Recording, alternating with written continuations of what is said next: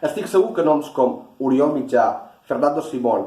o el mateix Antoni Trilla ho són, en veritat, i és que el metge durant l'epidèmia es fa protagonista, i no només pel seu rol assistencial, de tractament o cura al pacient, sinó perquè participa del debat públic i polític de la gestió de l'epidèmia.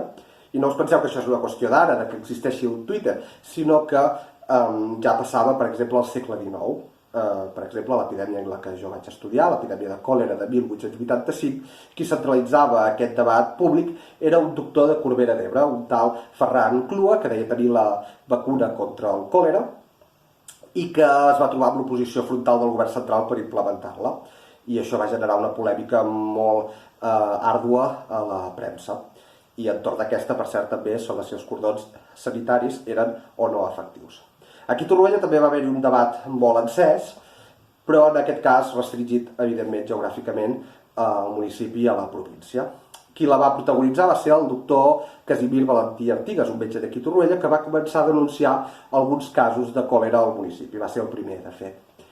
I es va trobar amb l'oposició també frontal del govern municipal, que fins i tot li va obligar a canviar el diagnòstic, la causa de mort, en algunes butlletes del registre civil. Això va provocar que aquest doctor, que era tossut, ho denunciés a algunes instàncies superiors i a la premsa, creant el rumor que a Torroella hi havia còlera.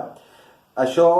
va fer que la premsa més afí a l'Ajuntament acabés iniciant una campanya de desprestigi contra aquest doctor, amb paraules molt gruixudes, se'l titllava d'ignorant, però finalment el doctor Valentí es va sortir amb la seva, el govern civil va prendre cartes en l'assumpte, va portar dos metges aquí, van acabar confirmant que hi havia còlera, i la visió pública de Valentí va fer un tom radical, va passar de ser l'alarmista traïdor a ser un autèntic heroi. Però no us penseu que Valentí es va acabar aquí la seva polèmica, sinó que en va iniciar una altra, un cop instal·lada l'epidèmia i reconeguda, amb un altre doctor de la vila, el doctor Carrera, que tot i que no era pròpiament de Torroella, era un doctor nascut a Banyoles, residia a la vila i per tant també evidentment va ajudar a tractar l'epidèmia. Però aquest doctor creia que l'epidèmia s'explicava per uns motius diferents als que explicava Valentí, i es van intercanviar moltes cartes a través de la premsa, com qui tuiteja, per contrarrestar parers i opinions. Això va traspassar la tinta pròpiament del diari i va crear un debat públic en els diferents sectors socials del poble, i va acabar fins i tot que es van començar a ridiculitzar i insultar uns als altres, aquests diferents bàndols que recolzaven a cada un dels doctors. És bastant sonat, fins i tot algunes cartes ridiculitzant la postura i satiritzant sobre la postura del doctor Carrera, per exemple, aquest doctor de Banyoles. Sí, com sigui, com que va ser tan feixuga aquesta polèmica, aquesta discussió, els dos metges, després de l'epidèmia, acabada l'epidèmia, van decidir escriure dos tractats justificant bé la seva opinió. Va haver-hi altres metges que van participar d'aquest debat públic entre aquests dos doctors, per exemple, el cèlebre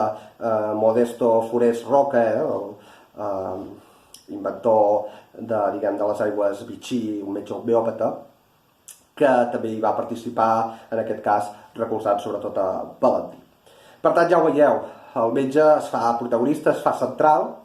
i posteriorment de les epidèmies generalment sol ser reconegut, i en aquest cas, per exemple, el doctor Valentí,